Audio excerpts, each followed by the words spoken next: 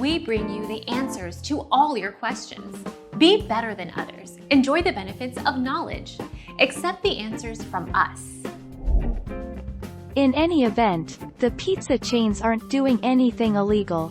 For example, a garlic prawn pizza from Domino's contains 230 milligrams of sodium per slice, while a Big 3 Meats pizza from the same menu contains a whopping 779 milligrams.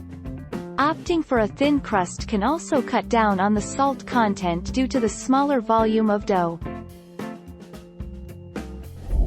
Our mission is to provide accurate answers. We think without knowledge, it is impossible to live a balanced life.